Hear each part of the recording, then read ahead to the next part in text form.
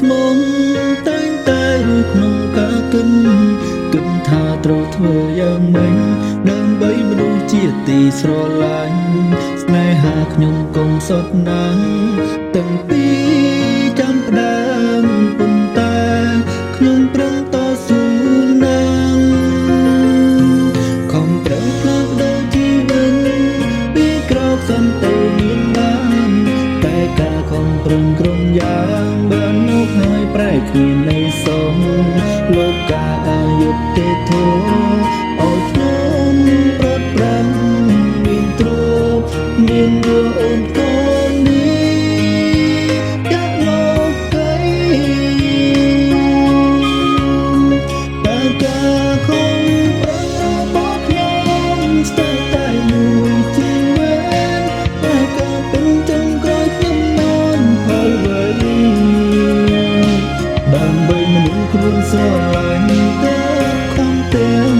យកថ្ងៃដល់ពេលជោគជ័យហើយអ្វីគ្មានវត្តមានអូអាចរួមទៅជាមួយគ្នាបា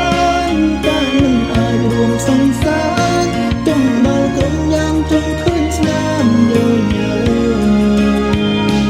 ដេញខំចាំងចូលបងឡើងមកលំស្រាយរកមុំកិនយកទ្រព្យធននឹងជួយខ្ញុំលែងបានហើយ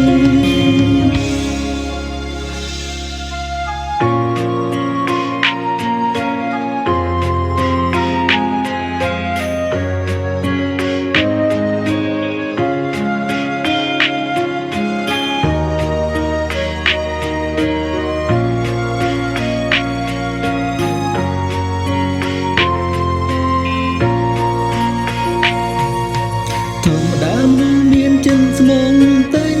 រួចក្នុងការគិនថាត្រូវធ្វើយ៉ាងម៉េចដើម្បីមនុស្សជាទីស្រឡាញ់ស្នេហាខ្ញុំកុំសត់ណាស់តាំងពីចាំផ្ដើមប៉ុន្តែ